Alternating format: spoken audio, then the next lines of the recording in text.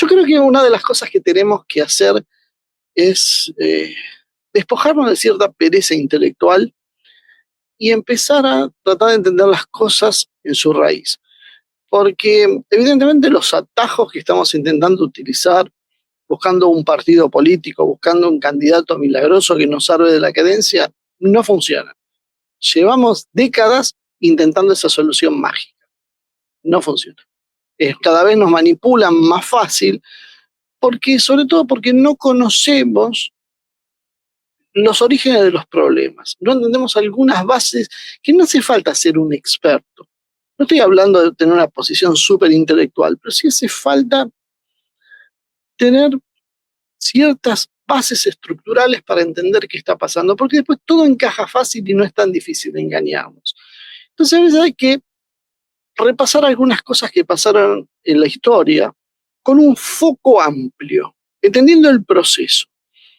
Especialistas en el tema del marxismo hay montones, algunos muy buenos, capaces de recitarte los 3 tomos del Capital de memoria. Pero entienden el espíritu de las cosas, entienden la aplicación, y yo ahí empiezo a dudar. Lenguaje muy técnico, muy rebuscado, pero parece como que se van perdiendo en debates muy largos que han sido utilizados para desnaturalizar las cosas. Ahora cuando empiece a hablar van a entender por qué digo esto, pero quería hacerle como este pequeño preámbulo para que se entienda básicamente cómo el capitalismo burgués, domesticó el marxismo y por qué el conflicto real hoy es otro.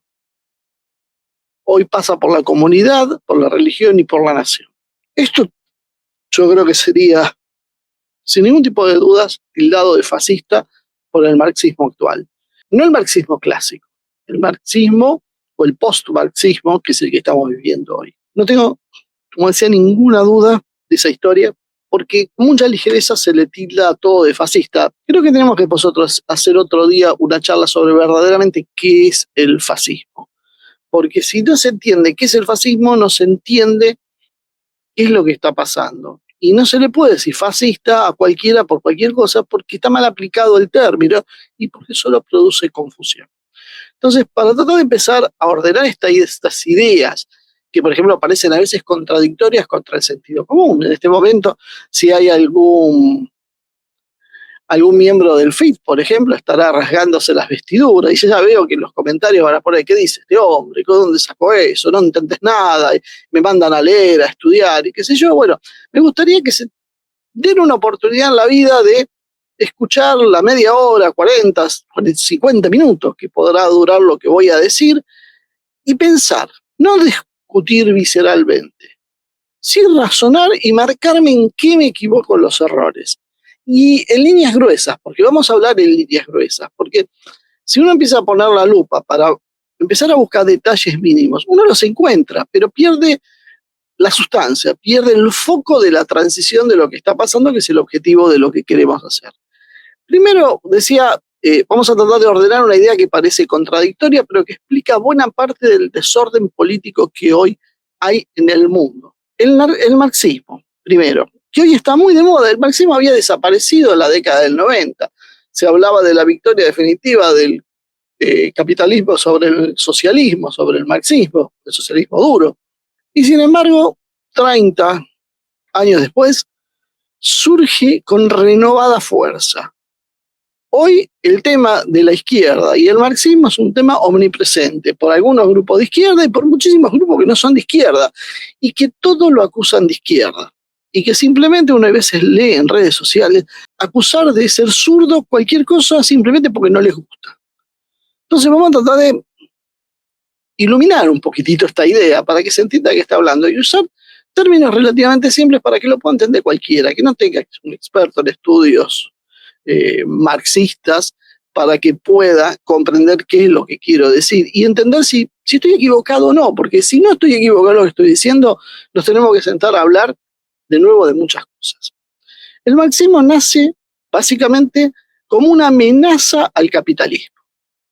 Más allá, por eso digo, veamos los términos gruesos, porque va a haber algunos que dicen, no, en realidad a Lenin lo bancó Alemania, financiaron su campaña, Marx estaba en el Reino Unido y eso demuestra que había capitalistas atrás. Podemos poner todas las ideas de cómo esto se genera, pero tratamos de entender el espíritu. Básicamente, el marxismo tiene un discurso profundamente anticapitalista. Ahí creo que nos tenemos que poner de acuerdo. Pero una parte de ese marxismo terminó convertido en un instrumento cultural del propio sistema capitalista. ¿Cómo llegamos a esto? Y esto no sucedió de casualidad. Ocurrió básicamente porque la burguesía capitalista entendió que el marxismo clásico no supo comprender algo a tiempo, que una idea peligrosa puede ser neutralizada si se la desplaza de su centro. Y este es el objetivo. Es, de alguna manera, otra vez la verdad de Overton. Si se la vacía de su fuerza material, se la transforma en una herramienta de fragmentación social. El marxismo clásico era una teoría económica, histórica y política. Vos vas a decir, este es un mojón sobre el cual creo que todos deberíamos estar de acuerdo. El centro del marxismo clásico no era el lenguaje, no era el género, no era la identidad, no era la deconstrucción, no era la sexualidad, ni siquiera la subjetividad. Su centro era muy claro, era el capital. Marx hablaba de la propiedad, de la explotación, del trabajo, de la plusvalía, de los medios de producción, de la acumulación, de la clase social, del Estado y de una ideología como justificación del poder material.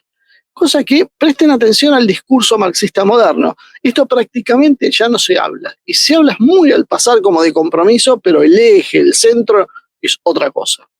El marxismo podía tener errores, los podemos discutir, podía tener reduccionismos, podía tener una visión materialista estrecha del hombre que no se ajusta a la realidad, pero había una cosa que era, claro, su blanco era el poder económico.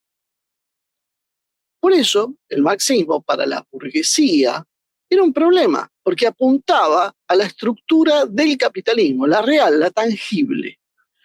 No se limitaba a pedir un cambio en el lenguaje, una representación simbólica o el reconocimiento de identidades. No estaría peleando Marx por el cartelito en un baño para ver si es para personas transgénero.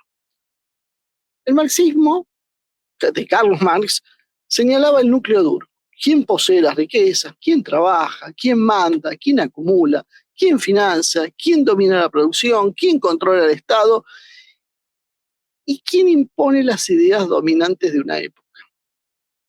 El marxismo exigía entonces unidad, necesitaba un sujeto histórico organizado, que son los trabajadores, el pueblo, la disciplina, la conciencia común, una organización política, sacrificio y proyecto. La lucha entonces contra el capital, según la visión del marxismo, me parece que es de sentido común también esto, no podía hacerse desde la dispersión individual. Por eso nosotros también siempre marcamos la cuestión liberal e individualista, muy propia de la izquierda actual. La propia idea original era requerir comunidad. Y ahí aparece la primera contradicción del marxismo moderno. Para enfrentar al capital necesitaba cohesión social, pero muchas veces atacó las bases que generaban la cohesión social. Dejaremos a vuestra imaginación por qué el marxismo hizo un autoatentado, podríamos decir. ¿Qué es lo que te da cohesión social? La familia, la patria, la religión, la tradición, la autoridad moral y la continuidad histórica. Para el debate, Marx ve, y creo que aquí es donde comete su error, creo que un error histórico, pero que también mucho tiene de malinterpretación de quienes lo siguieron, que tiene que ver que él veía la religión como una forma de alienación, pero hay un problema.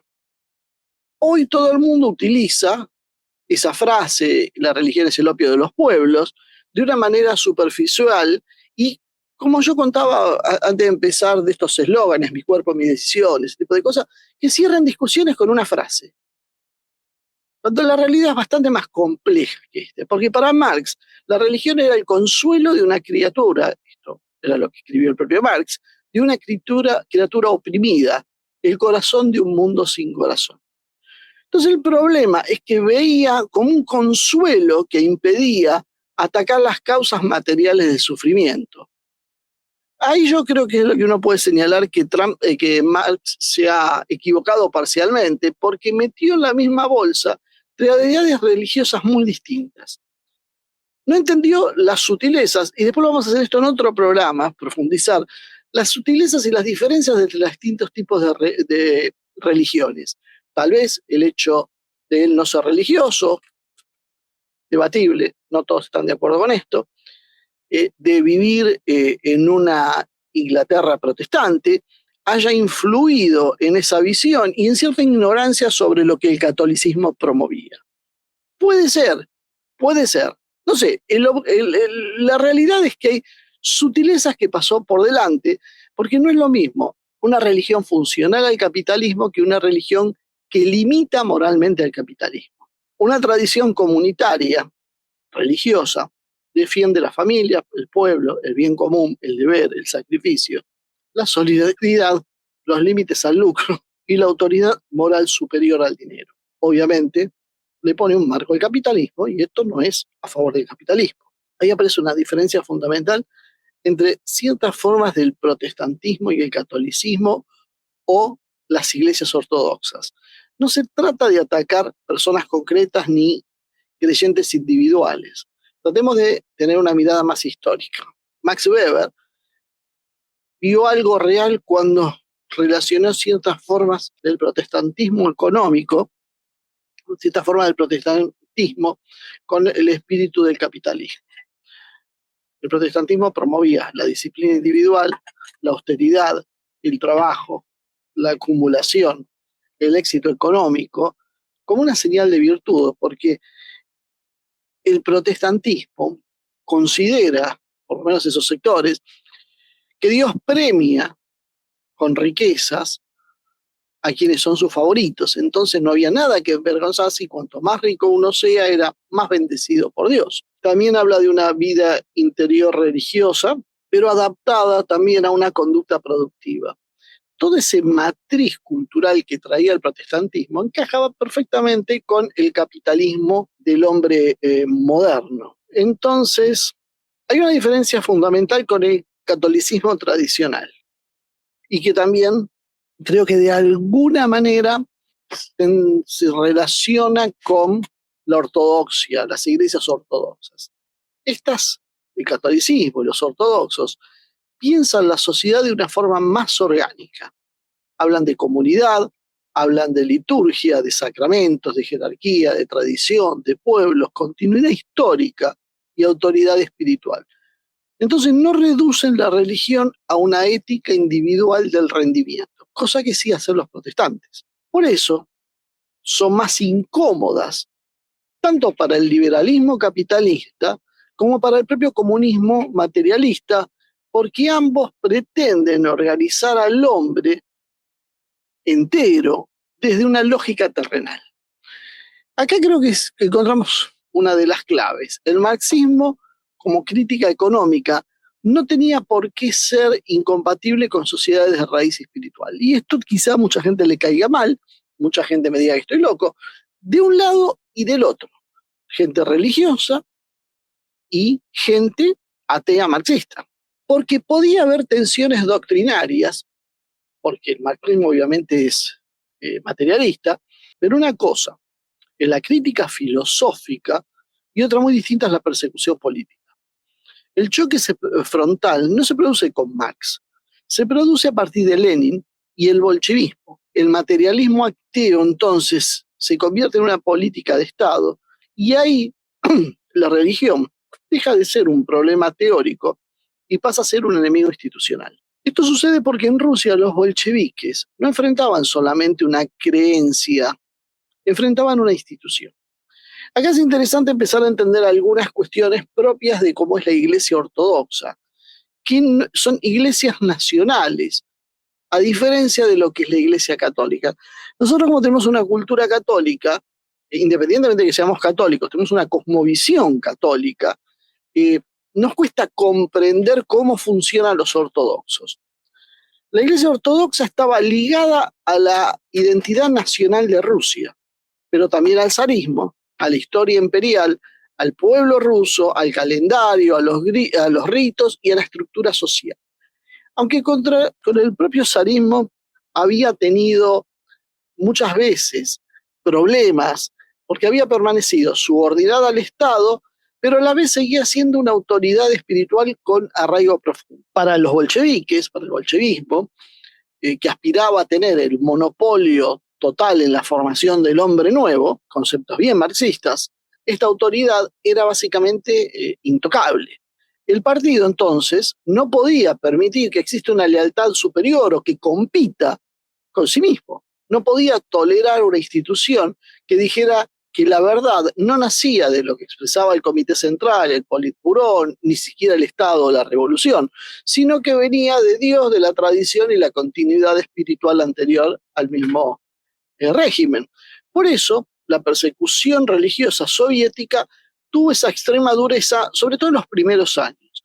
No fue solo una cuestión de ateísmo. Básicamente lo que había era una voluntad de persecución en función de la voluntad del monopolio. Se disputaban el control. Pero acá hay que hacer un paréntesis para entender cómo es esto. La persecución anticristiana, queridos liberales, no nació con Lenin. De hecho, históricamente nos podemos remontar, sí, ya sea al Imperio Romano, pero en tiempos modernos la revolución toma forma en persecución contra Lenin con la Revolución Francesa. Muchos liberales presentan como cuna de la libertad moderna la Revolución Francesa, igualdad, fraternidad y demás, pero esta revolución persiguió a la Iglesia Católica y a los católicos, que era la mayoría de Francia, con una violencia brutal. La constitución civil del clero en Francia intentó nacionalizar la Iglesia francesa, someterla al Estado revolucionario, quebrar su vínculo con Roma y transformar al sacerdote en una especie de funcionario de la nueva nación ideológica. Parte del pueblo católico se resistió a esto, especialmente en regiones como la Vendée, y la respuesta fue una masacre, destrucción, represión, etc. Y no fue en solo Francia que se produjo esta misma situación, ¿no? Pero sí fue la primera, podríamos decir, desde donde nació todo el concepto de persecución religiosa en Occidente. Entonces, cuando algunos liberales dicen el marxismo, se escandalizan y te dicen el marxismo persiguió a los cristianos, nosotros tenemos que combatir a los marxistas porque persiguen a los cristianos. Los liberales dicen en realidad algo bastante incompleto, porque si bien es cierto que el marxismo-leninismo persiguió a la religión en Rusia, el liberalismo revolucionario francés hizo exactamente lo mismo, o peor. Creo que llegó a instancias que ni siquiera el marxismo llegó. El jacobinismo también quiso rehacer el hombre, también quiso rehacer al hombre del Estado y combatió la espiritual autoridad que no se subordinaba a la religión política de la revolución. La diferencia entonces es que al liberalismo, se le perdona su violencia fundacional porque se presenta socialmente con palabras como libertad, derechos, ciudadanía y progreso. Y al marxismo solo se le imputa la parte violenta, muchas veces con razón, mientras que al liberalismo no se le aplica el mismo criterio. Y esto es algo central porque toda ideología moderna pretende rehacer al hombre desde cero y termina chocando con la religión tradicional, sea una cuestión de mercado, desde el Estado revolucionario o desde la ingeniería cultural contemporánea. Bueno, si volvemos al tema del marxismo, el marxismo clásico, decíamos, era una amenaza para el capitalismo porque apuntaba a destruir al capital. ¿Cómo se neutralizaría entonces una amenaza así? Una posibilidad es perseguirlo. De hecho, se intentó perseguir, pero no es fácil. Y la historia demuestra que las persecuciones, las tiranías, la censura y la dictadura suelen ser derrotadas. Y si no la perseguimos, ¿cómo se puede hacer? Tal vez no necesariamente prohibiéndola. Tal vez la mejor forma, la más inteligente, es neutralizarla absorbiéndola. Es decir, se le permite existir, pero se la desplaza, se le cambia el eje, se lleva el terreno económico al cultural, se la saca la religión de la fábrica, en su momento había fábricas, hoy ya estamos en otra sociedad, y se la mete en la universidad. Se la aleja del trabajador y se la entrega al académico.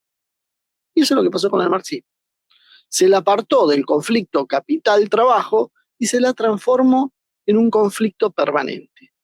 Y allí entra en juego algo que ustedes habrán escuchado muchas veces hablar y que fue clave, que fue la escuela de Frankfurt. La escuela de Frankfurt yo creo que es el eje de lo que vamos a ver hoy, de lo que pasa en el mundo hoy. Esto viene desde Gramsci.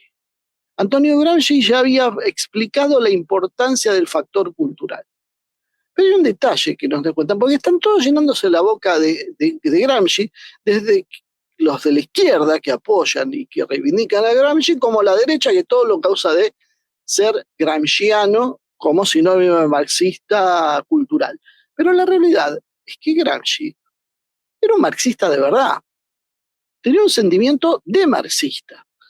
Para él, y acá está la confusión, la cultura era una trinchera de lucha política, pero la hegemonía cultural él notaba que venía de la clase dominante y que lograba imponer su visión para que pareciera común. Entonces había que luchar contra eso. Pero para Gramsci no significaba esto que había que abandonar la cuestión del poder, del partido, del Estado, de la clase.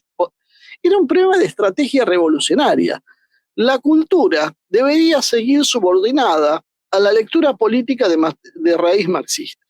Es decir, Gramsci seguía siendo un marxista que decía, ojo, no alcanza solo con decirle a los trabajadores, a los obreros que se tenían que rebelar y hacer una revolución, porque no se entiende, porque los obreros siguen defendiendo un sistema que los explota.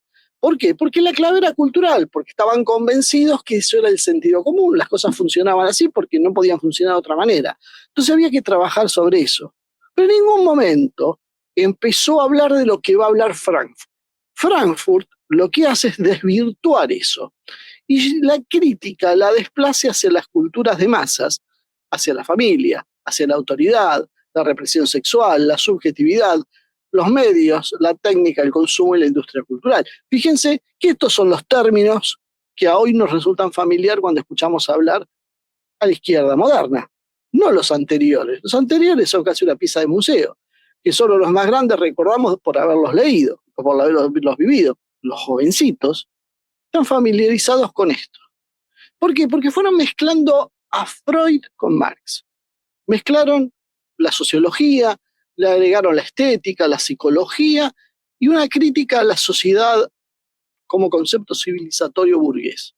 El capitalismo, entonces, ya no es solo un sistema de explotación económico, pasa a ser una máquina de formación de subjetividades. ¿Ven cómo el lenguaje empezó a cambiar? Los objetivos empezaron a cambiar. Y este giro termina abriendo una puerta a una mutación que va a ser más profunda todavía. El sujeto revolucionario empieza a dejar de ser el trabajador industrial, como decíamos, y empieza a ser el estudiante, la minoría, el marginal, el reprimido, el colonizado y el disidente. Ahí aparecen personajes como Marcuse y la nueva izquierda, que hacen que esa transformación sea mucho más evidente. El proletariado occidental ya no está con un sesgo revolucionario, está absolutamente integrado a la sociedad, integrado por un salario, por el consumo, por los sindicatos, el estado de bienestar, televisión, automóvil, vacaciones. Imaginen esto enfocado donde se da la discusión, en los países del primer mundo, Europa y Estados Unidos. Entonces, la izquierda empieza a buscar nuevos sujetos de ruptura, porque no puede ya atraer a ese proletariado. Y ahí empieza el problema, porque esa lucha deja de organizarse alrededor del capital, que era la cuestión marxista original, y empieza a organizarse alrededor de las normas. El enemigo entonces ya deja de ser el burgués, o no es solamente el burgués que posee los medios de producción, como era originariamente. Aparecen otros enemigos en el horizonte. La familia, la moral sexual, la religión, la tradición, la autoridad, la nación, los padres, la escuela, el lenguaje y la propia identidad heredada. Esto va a dar origen al aterrizaje de otros personajes también conocidos, como Foucault, Derrida, el postestructuralismo y la deconstrucción. Ellos ya no son marxistas clásicos. Es más, yo diría, usufructúan parte del discurso marxista, pero ya no son marxistas. Ellos heredan la lógica de sospecha de que se puede ensamblar con el marxismo culturalizado. Detrás de toda institución hay un poder, detrás de toda norma hay una dominación, detrás de todo lenguaje hay jerarquías, detrás de toda identidad hay construcción. Entonces, fíjense cómo se va dando la mutación. Ya no se trata de liberar al trabajador de la explotación económica. Ahora se trata de liberar al individuo de toda forma heredada. ¿Vieron cómo pasó la clase obrera como sujeto histórico a el individuo? El resultado final es un postmarxismo identitario contemporáneo, que es el que hoy estamos viviendo, que conserva la retórica de la opresión y la emancipación, pero perdió el centro económico. Nos habla de poder, pero muchas veces no toca el poder real. De hecho, no lo toca nunca. Hay distintas tendencias, obviamente, unas más, otras menos, pero coquetea y es parte de la estructura de poder. Habla de víctimas, pero en realidad fragmenta al pueblo. Habla de liberación mientras entrega al individuo aislado al mercado, al estado burocrático y a las propias plataformas tecnológicas. Allí la burguesía capitalista muestra en realidad su verdadera inteligencia histórica, su plasticidad, su falta de preconceptos, su adaptabilidad, casi diría su concepto superior.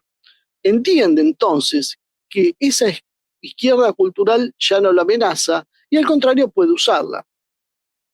Algunos me dirán, bueno, que en realidad ellos la crearon. Tal vez. No quiero abrir ese debate de si esto se dio como un proceso histórico natural o alguien lo fue empujando, que sería una teoría más conspirativa. Es muy probable, cuando uno ve quién ponía el dinero, quién sostenía eso, quién sostuvo Frankfurt y demás, es inocultable empezar a ver esos hilos. Las grandes corporaciones, por ejemplo, hoy nos hablan de diversidad, de género, de inclusión, sustentabilidad, antirracismo, derechos identitarios, sensibilidad progresista, pero obviamente que no hacen, no tocan la estructura económica del poder, de su poder. Pueden financiar entonces campañas culturales, cambiar logos, imponer manuales de lenguaje, promover agendas universitarias, mientras, simultáneamente, precarizan sus trabajadores, concentran la riqueza, tercerizan la producción, financian guerras, controlan datos y subordinan estados. Obviamente no se volvieron marxistas. Lo que hicieron fue domesticar al marxismo. Lo volvieron una pieza útil para ellos. El marxismo clásico, como decíamos, atacaba el capital. El marxismo cultural no. El capitalismo cultural se enfoca en los vínculos. Algunos sectores conservan la retórica de atacar al capital. Uno lo ve en el FIT, por ejemplo. Esas agrupaciones izquierdas, todas te hablan que son anticapitalistas. El campamento anticapitalista, pero no es serio. Nadie seriamente cree que estén atacando alguna arista del capital, siquiera. Una retórica vacía, porque cuando actúan sobre otros ejes. El marxismo cultural, como decía, atacaba los vínculos y el capitalismo necesita destruir vínculos porque busca individuos aislados para poder manipularlos, para poder manejarlos, para poder oprimirlos y para que no ofrezcan resistencia. La familia limita también el mercado. La patria limita el capital transaccional. La religión limita la soberanía absoluta del dinero. La tradición limita la reprogramación cultural. La comunidad limita al individuo como consumidor. La identidad histórica limita la manipulación del sujeto. Por eso es que unos favorecen unas cosas y otros otras. Por eso el capitalismo global puede coincidir tácticamente con la izquierda deconstructiva. No porque tenga la misma doctrina, que era lo que estaba tratando de explicarlo otra vez cuando hablaba de Trotsky y Milei, sino porque comparten un mismo efecto práctico. Disuelven las estructuras heredadas que organizan la resistencia. O sea, todo lo que te va a organizar la resistencia pasa a ser enemigo. La izquierda le hace el trabajo al capitalismo. La izquierda cultural llama opresión a lo que el capitalismo utiliza otro término, es un obstáculo. Pero el resultado es lo mismo. Un individuo solo, desarraigado, sin familia fuerte, sin lazos familiares, sin patria firme, sin una religión que le ordene su estructura mental y sin una tradición que lo contenga ni una comunidad que lo defienda. Entonces ese individuo aparentemente es muy libre, que es lo que dice toda la izquierda y toda la derecha. Todo, fíjense, tiene esa coincidencia, nos hablan de la libertad, pero es más manipulable y gobernable que nunca. Depende del mercado para satisfacer cada uno de sus deseos. Depende del Estado también para resolver los conflictos, por eso eliminan todas las organizaciones intermedias en el fondo, y depende de las plataformas para existir socialmente. El consumo es lo que le construye su identidad y depende de la opinión dominante para saber qué puede decir o hacer. Por eso, el marxismo es devorado por un sistema que pretendía combatir. El marxismo fue rígido, fue dogmático, fue materialista, pero creo que fue ingenuo en lo fundamental, porque creyó que podía destruir algo civilizatorio. El marxismo no enfrentó solamente un sistema económico, enfrentó una civilización, que es religión, patria, familia y tradición. Intentó hacer esto sin destruir al mismo tiempo las reservas morales del propio pueblo. No entendió que esas instituciones que estaba combatiendo no eran solamente la superestructura burguesa, eran las formas de cohesión, las que cementaban, disciplinaban, daban continuidad en una especie de defensa comunitaria frente al poder del propio dinero que ellos combatían. ¿Quiénes lo entendió? La burguesía lo entendió. La burguesía lo entendió clarísimo. Entendió que un pueblo que no tiene tradición es fácil de vender, es fácil de manipular, que un trabajador que no tiene familia es más dependiente que nadie, que una sociedad que no tiene identidad, una nación que no tiene identidad, es penetrable, que una sociedad que no tiene religión es manipulable por religiones políticas sustitutas que vienen aterrizando mágicamente desde el norte, sin que nadie intervenga, porque nadie considera que el Estado debe meterse en asunto privado que es la religión. Fíjense todas esas bases que damos por sentado, lo perniciosas que son, porque el Estado, en vez de ser laico y no meterse en asuntos religiosos y privados, lo que hace es abre la cancha para que otros poderes utilicen religiones exprofeso, que puedan ser desde la New Age, mezclas orientalistas, sectas de todo tipo y demás, que vienen aterrizando y empiezan a controlarte políticamente. Eso no es un rasgo de inteligencia o de laicismo, es un rasgo de estupidez que prácticamente nadie discute. Nadie discute que tengamos que ser un Estado laico y sin política religiosa, porque los Estados no deben tener política religiosa, pues todos los Estados serios tienen política religiosa, más explícita, menos explícita, pero es muy claro el uso de la religión en una simbiosis con el poder y la política. Y una juventud que no tiene pasado, una juventud deconstruida a la cual se le ha edificado un pasado como se les antojó, porque realmente las aberraciones históricas que muchos creen porque las escuchan repetir sin saber exactamente lo que pasó, la cuestión, por ejemplo, de la leyenda negra y la leyenda rosa y toda esa historia merece una crítica muy seria. Si eso es una mirada geopolítica de todo lo que pasó, lo vamos a encontrar con muchísimas sorpresas. Pero es una juventud que no tiene pasado, porque el pasado se lo inventaron con 2 o 3 libritos y algún documental y modas políticas, entonces termina siendo una juventud programable. Por eso hoy el marxismo del sistema ya no es el marxismo de Marx, porque no es el marxismo de hace 2 siglos atrás, 1 siglo y medio, tiene capacidad y permiso para hablar libremente. Fíjense, programas de televisión, de radios, medios de comunicación, en la estructura universitaria, que son las expresiones del sistema, las universidades, los medios, los organismos internacionales, las propias empresas con sus políticas y demás, las fundaciones, las plataformas, todo lo que tiene que ver con la cultura de masas. El marxismo está muy presente. Seriamente pensemos que si el marxismo fuera a atentar contra las estructuras capitalistas que controlan el poder, el Estado y la superestructura, no tendría espacio. Sería perseguido, raleado, pero no lo es porque este marxismo ya no es una amenaza real, es una herramienta de confusión. Entonces es útil porque produce división en las sociedades, competencia entre identidades, una guerra moral permanente, una vigilancia lingüística, una culpa histórica, un resentimiento fragmentado y mucha distracción. El viejo marxismo quería organizar las masas contra el capital. Este nuevo marxismo disfrazado de progresismo cultural organiza las masas contra sí mismas. Por eso hablamos de la fragmentación de todas estas políticas de identidades. Por eso la racialidad y todo eso no persigue ningún objetivo de ayudar a nadie que está oprimido. Persigue la diferencia, agrandar las diferencias, agigantarlas, hacerlas chocar entre sí. Y ahí aparece entonces el verdadero desafío contemporáneo, que es el nacimiento de un nacionalismo soberano. No necesariamente un nacionalismo que sea anticapitalista en el sentido clásico, y tal vez no estén dadas las condiciones, aunque con la evolución de la tecnología vamos a ver otras cosas. Pero hoy el nacionalismo puede aceptar la propiedad privada, la empresa, el mercado, la inversión, el comercio y la producción, pero, a veces uno se conforma con lo que hay, establece una jerarquía distinta. El capital no va a gobernar la nación va a ordenar al capital. Ejemplo, China. China no es rescatable porque es marxista, ni porque es socialista, es porque es nacionalista, porque subordina los intereses privados del capital a los beneficios de la nación. Entonces, ¿qué es China? ¿Es un país comunista? ¿No es comunista? ¿Qué sé yo? China es un país que subordinó el capital, por ende la tecnología, a los intereses de su nación.